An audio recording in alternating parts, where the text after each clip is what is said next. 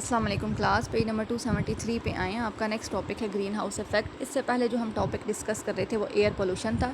Air pollution में हमने सबसे पहला जो हार्मफुल इफ़ेक्ट देखा था वो ओजोन लेयर डिप्लीशन थी। उसमें हमने देखा था कि ओजोन लेयर क्या है, वो किस तरह से डिप्लीट हो रही है, उसकी कॉजेज़ क्या हैं। तो उसकी कॉजेज़ में हमने क्लोरोफ्लोरोकार्बन्स को स्टडी किया था और फिर क्लोरोफ्लोरोकार्बन्स के हमने सोर्सेज देखे थे कि कहाँ से ये गैसेज रिलीज़ हो रही हैं। फिर हमने बात की थी कि ओजोन लेयर डिप्लीशन के क्या इफ़ेक्ट्स हैं लिविंग ऑर्गेनिजम्स के ऊपर। तो नेक्स्ट हमारे पास जो सेकेंड हार्मफुल इफ़ेक्ट है एयर पोल्यूशन का, वो ग्रीन हाउस इफ़ेक्ट है। अब ग्रीन हाउस इफ़ेक्ट को जानने से पहले हमें ये पता होना चाहिए कि ग्रीन हाउस क्या है। तो ग्रीन हाउस जो है वो ग्लास की बनी हुई समझ लें एक शीट है जिसके अंदर हम प्लांट्स रखते हैं। ठीक है, उस ग्लास शीट में से सनलाइट पेनिट्रेट करके अंदर तो आ सकती है, लेकिन जो इंफ्रारेड रेडिएशंस की इंफ्रारेड रेडिएशंस हैं जो कि हीट की फॉर्म में होती हैं, वो री रेडिएट करके ग्लास शीट को क्रॉस करके वापस नहीं जा सकती। तो हीट जो है वो ग्रीन हाउस के अंदर ही रहती है, जिसकी वजह से ग्रीन हाउस का टेम्परेचर जो है वो इंक्रीज़ हो जाता है और उसका प्लांट्स को बेनिफिट क्या होता है कि उनकी ग्रोथ जो है वो अच्छी होती है। तो अब हम इसको कंपेयर करेंगे ग्रीन हाउस इफ़ेक्ट के साथ। अब जो हमारे पास कार्बन डाइऑक्साइड है, समझ लें ये ग्लास शीट है ग्रीन हाउस की तरह की, जिसमें से सनलाइट पेनिट्रेट करके अंदर तो आ सकती है, लेकिन जो इंफ्रारेड रेडिएशंस हैं वो री रेडिएट करके वापस एटमॉस्फेयर में नहीं जा सकती, जिसकी वजह से अर्थ का टेम्परेचर जो है वो डे बाय डे इंक्रीज़ हो रहा है। तो इसको हम क्या कहेंगे, ग्रीन हाउस इफ़ेक्ट। तो हमारे पास ग्रीन हाउस इफ़ेक्ट की कॉजेज़ क्या हैं, ओवर अर्बनाइजेशन, डिफॉरेस्टेशन और इंडस्ट्रियलाइजेशन।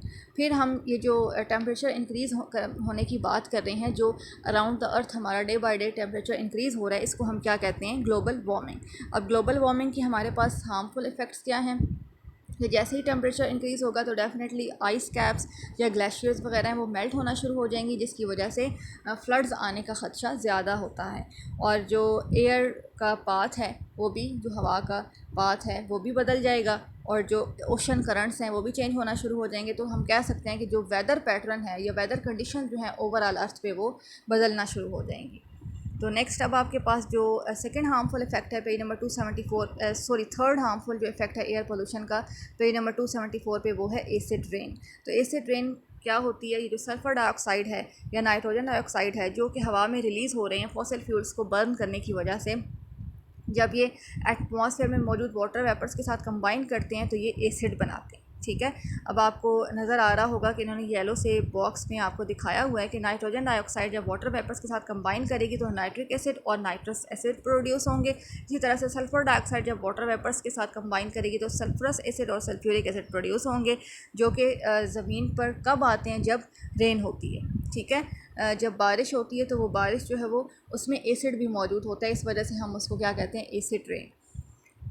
ये जो एसिड रेन है, ये जहाँ से ये एसिड रिलीज़ हुआ है वहाँ से तकरीबन मतलब आप कह सकते हैं कि 100 या 1000 किलोमीटर अवे ये एसिड फॉल कर सकती है ज़मीन पे, रेन की फॉर्म में या फिर माइक्रोस्कोपिक ड्राई पार्टिकल्स की फॉर्म में, जिसको हम स्मोक कहते हैं, जिसको एसिड डेपोजिशन भी कहते हैं। तो ज़रूरी नहीं है कि जहाँ से ये एसिड रिलीज़ हुआ है उसी जगह पे एसिड रेन फॉल करेगी। कहीं भी हवा में ये नाइट्रोजन डाइऑक्साइड या सल्फ़र डाइऑक्साइड किसी भी जगह पे चले जाएंगे, वहाँ पे वाटर वेपर्स के साथ कंबाइन करेंगे और फिर कहीं पे भी ये एसिड रेन जो है वो फॉल कर सकती है, या तो रेन की फॉर्म में आएगी या फिर स्मोक की फॉर्म में आएगी। तो ये ज़रूरी नहीं होता कि जहाँ से ये जो आपके पास ऑक्साइड्स हैं, सल्फ़र डाइऑक्साइड या नाइट्रोजन डाइऑक्साइड, जहाँ से जो इनका सोर्स है वहाँ पे ही एसिड रेन हो, कहीं पे भी हो सकती है।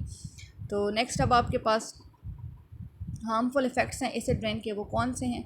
और नहीं, इससे पहले जो इन्होंने बताया हुआ पेज नंबर 275 पे वो ये बताया हुआ है कि एसिड रेन क्यों होती है, क्योंकि नाइट्रोजन साइकिल और सल्फ़र साइकिल जो है ये ओवरलोड हो जाते हैं, उनमें सल्फ़र डाइऑक्साइड और नाइट्रोजन डाइऑक्साइड ज़रूरत से ज़्यादा हो जाते हैं। ठीक है, उसके बाद अब आपके पास हार्मफुल इफ़ेक्ट्स हैं एसिड रेन के, तो वो कौन से हैं कि एसिड रेन जब पड़ती है लेक्स वगैरह पे, फॉर्म्स पे, फॉरेस्ट पे, तो ये वहाँ पे मौजूद लिविंग ऑर्गेनिजम्स को या लाइफ को डैमेज करती है। सेकेंड हार्मफुल इफ़ेक्ट क्या है कि एसिड वाटर जब ज़मीन के ऊपर से गुज़रता है तो वो अपने साथ न्यूट्रिएंट्स को, जो बहुत ज़रूरी न्यूट्रिएंट्स हैं जैसे कैल्शियम और पोटाशियम वगैरह, उनको भी बहा के अपने साथ ले जाता है, क्योंकि रेन है ना, तो रेन जो है वो अपने साथ बहा के ले जाएगी।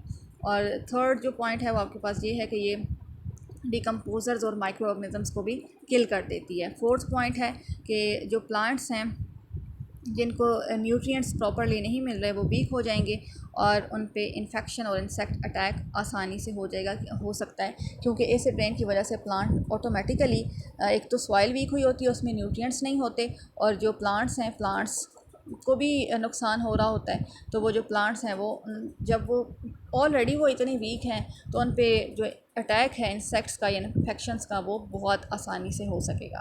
तो फिफ्थ पॉइंट आपके पास क्या है कि जो हमारे पास मोनूमेंट्स हैं जैसे कि ताजमहल वगैरह जिसमें बहुत कीमती पत्थर वगैरह लगाए गए हैं वो भी इरोड होना शुरू हो गए हैं या डैमेज होना शुरू हो गए हैं, जिसको हम स्टोन कैंसर कह सकते हैं एसिड रेन की वजह से। ठीक है, जब बारिश जो है ये इन मोनूमेंट्स पे पड़ती है जैसे कि ताजमहल वगैरह, तो इन पे जो स्टोन्स हैं वो सारे इरोड हो रहे हैं। तो ये हार्मफुल इफ़ेक्ट्स हैं एसिड रेन के।